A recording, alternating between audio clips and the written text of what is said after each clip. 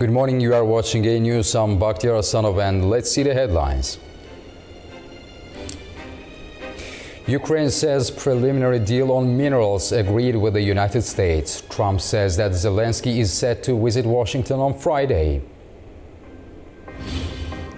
Donald Trump faces backlash over his artificial intelligence video of Gaza. People living there say the images did not include its current inhabitants. The European Commission unveiled its €100 billion plan to support clean manufacturing.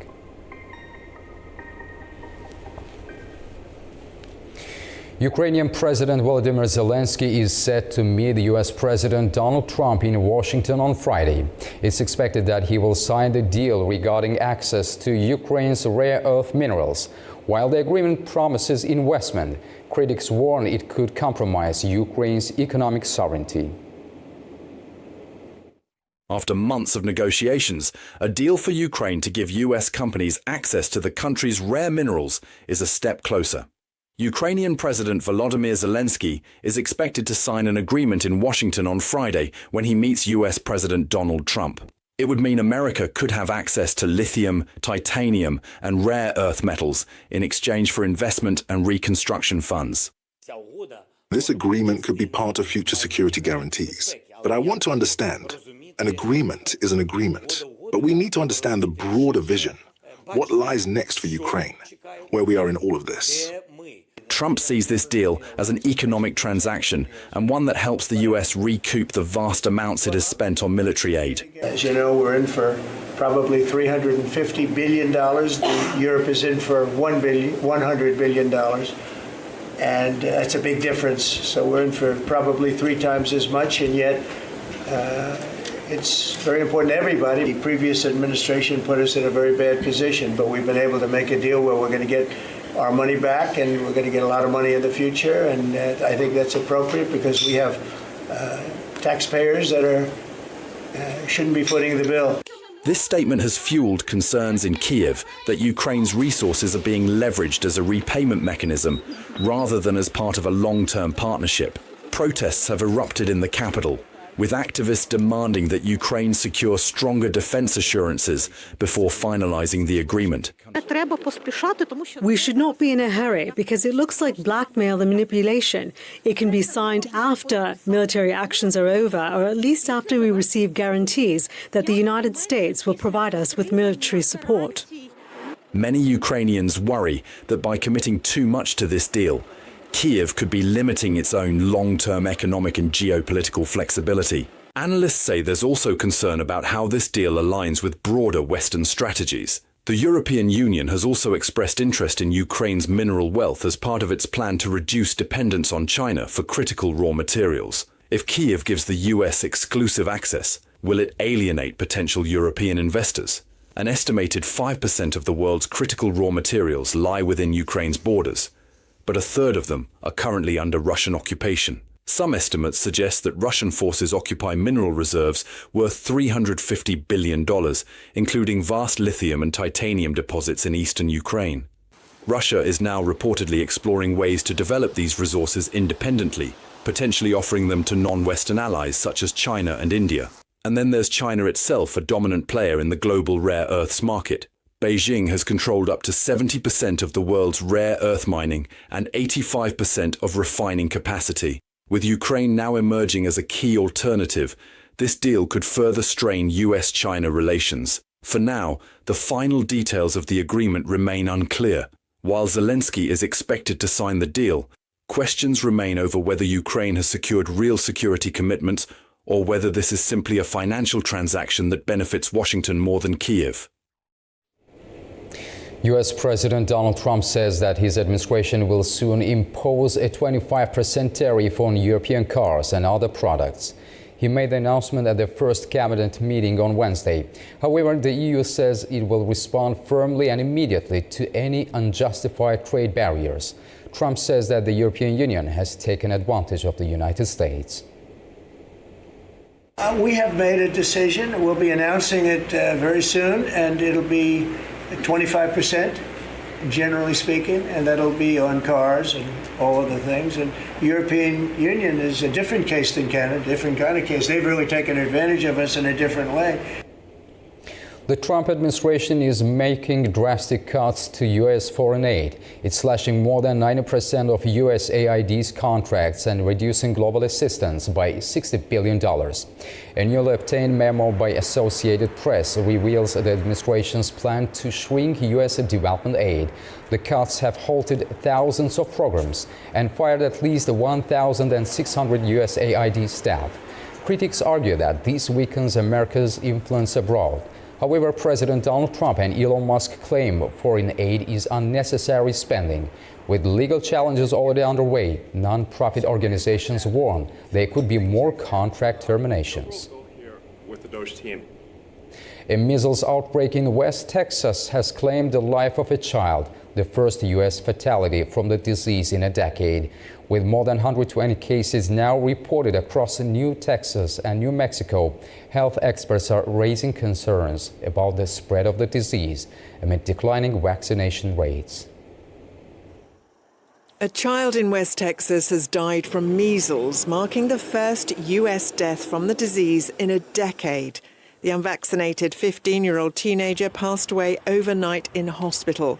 The outbreak has infected at least 124 people, mostly unvaccinated children, in rural West Texas. As the measles outbreak spreads, local residents are growing concerned for their families. Are you worried about? Yes, of course, because I have grandchildren, and I certainly don't want them to catch the disease, so I hope they don't. May God bless them. As health officials continue to respond to the growing measles outbreak, experts say it's important to get vaccinated. We were confident that we'd eradicated measles from the United States and had really gotten to a point where we just didn't see these kinds of outbreaks happening. Obviously, that has changed over the last 20-something years, and so we do see outbreaks more frequently, but that is related to how much we're vaccinating our population. When we think about vaccine-preventable illnesses, they're only preventable if we have adequate vaccination rates. And as we see those rates start to decline, across the nation, then we'll see more outbreaks. Symptoms of measles include a high fever, watery eyes, cough, and a rash that begins on the face. New Mexico has also seen 9 new cases. Health officials are warning that additional cases are likely due to the disease's highly contagious nature. Measles was declared eliminated in the US in 2000, but recent outbreaks have been linked to vaccine hesitancy. The US Center for Disease Control and Prevention urges parents to vaccinate their children, as declining inoculation rates have contributed to the spread of the disease in recent years. Hamas has handed over the bodies of 4 Israeli hostages to the Red Cross early Thursday in exchange for Israel's release of 602 Palestinian prisoners. It's just days before the first phase of the Gaza ceasefire was set to end. Hundreds of people greeted the bus carrying some of the freed prisoners from Israel's Ofer prison in the occupied West Bank. The first phase of the ceasefire included the exchange of 33 Israeli hostages in total for around 2,000 Palestinian prisoners and detainees, and the withdrawal of Israeli troops from some positions in Gaza, as well as an influx of aid. Gazans have reacted strongly to a video posted by U.S. President Donald Trump promoting his vision of Gaza as a luxurious beach resort. The artificial intelligence-generated film featuring towering skyscrapers, a golden statue of Trump, and American and Israeli leaders alongside Elon Musk has sparked outrage among Palestinians who reject any suggestion of displacement. Barefoot Palestinian children walk through the rubble of Gaza before transitioning to a futuristic skyline of skyscrapers along the coast. This is US President Donald Trump's idea of what the Strip could look like. The artificial intelligence-generated video posted by Trump shows a Gulf State-style resort. In creating this, he's proposing removing 2.1 million Palestinians from the area to turn the territory into a US-owned Riviera. For many people there, Trump's vision is not only unrealistic, but deeply offensive. The President of the United States of America published a video showing that he wants to rebuild Gaza after displacing its people. So we are asking him, why displace its people? Why doesn't he come, say welcome, come and rebuild Gaza with its people in it? Its people can rebuild it. He can pay money, fix things, and free us from this occupation. The one who is saying those words, if we say to him, leave your land, would he be happy? Trump or others, or foreigners, would they be happy with their own displacement? They wouldn't, because it's their land. I have lived in Gaza. I don't want to go to Egypt. I would live the rest of my life feeling that I've been wronged and like a stranger. While the video was widely condemned, some Gazans found aspects of the vision appealing. Regarding the video that has been published and shared on social media websites, I am with the idea of Gaza being transformed from its current state to a beautiful second stage, where it would be constantly rebuilt and we would not be exposed to war or destruction. Its people should live in safety. I always say this and repeat it. Gaza is beautiful with its people. Gaza's Hamas-run government media office denounced the video as disgraceful. Arab leaders met in Riyadh on Friday to discuss Trump's plan, which Israeli Prime Minister Benjamin Netanyahu has endorsed. A follow-up meeting in Cairo next Tuesday will see regional leaders present their stance. Pope Francis remains in a critical condition at Rome's Gemelli Hospital, battling double pneumonia. On Wednesday, the Vatican reported a slight improvement in the 88-year-old's condition. Officials say a CT scan of his chest showed normal progress in the inflammation of his lungs.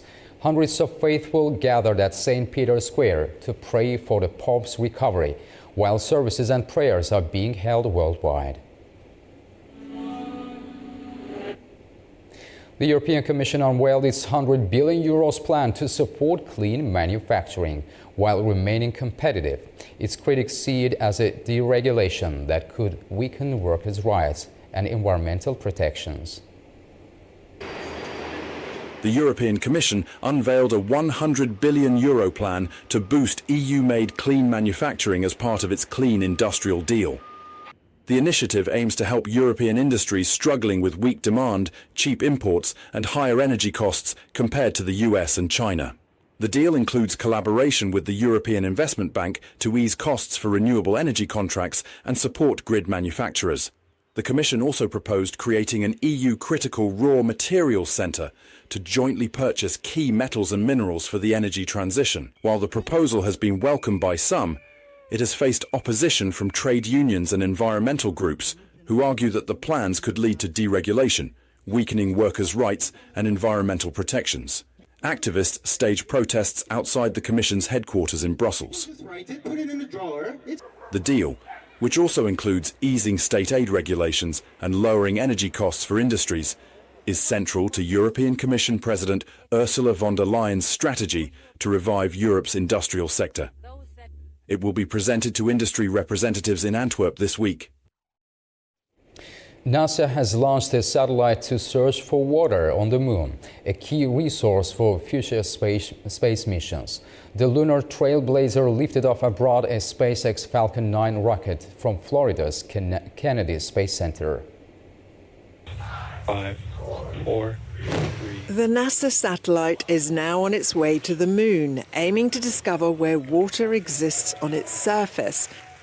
Built by Lockheed Martin, the Lunar Trailblazer is designed to locate and measure water, especially in permanently shadowed craters at the lunar poles. Scientists believe ice may be hidden there, though its exact locations remain uncertain. Previous research has even found traces of water in sunlit areas. Weighing 200 kilograms, the satellite will orbit the moon and send back crucial data. Experts say mapping could support future lunar missions, providing astronauts with drinking water and even fuel for space travel. With long-term moon exploration in sight, this mission is a major step toward making lunar bases a reality. London's famous Piccadilly Circus is once again shining bright for Ramadan. For the third consecutive year, the heart of the British capital is adorned with stunning lights in Coventry Street, celebrating the holy month with a spectacular display. The initiative has become a cherished tradition, bringing communities together in a message of unity and inclusivity. Coventry Street, a major thoroughfare in London's West End, is now glowing with the message Happy Ramadan, illuminated by a breathtaking display of around 31,000 LED lights. The decorations, which will remain in place until March the 29th, symbolize not only the spirit of Ramadan, but also London's commitment to diversity and harmony. Ahead of the grand lighting ceremony, a heartwarming lantern procession took place, featuring school children carrying traditional lanterns. This event, part of the Ramazan Kandilleri project, added a touch of cultural heritage and community engagement to the evening's festivities. The honor of switching on the Ramadan lights was given to the Mayor of London, Sadiq Khan, who delivered an inspiring message, emphasizing unity in the face of global divisions. Across the globe, we have all forms of hatred, anti-Semitism, Islamophobia, and other forms of hatred. These lights are the antidote to that hatred. I want you to be proud of these lights, whether you're a Muslim or a non-Muslim, because here in London, you can be proud to be a Londoner, proud to be English, proud to be British, and proud to be Muslim. This month of Ramadan, as we fast from dawn to dusk, I think we should remember those less fortunate, those in Gaza, those in Ukraine, those in Sudan, but also use this month of Ramadan to build bridges rather than walls. As Ramadan brings people together in reflection and generosity, this dazzling display stands as a beacon of hope, reinforcing London's reputation as a city that embraces and celebrates its rich multicultural fabric. That's all for now. Thank you for joining us. Have a wonderful morning and keep watching A News.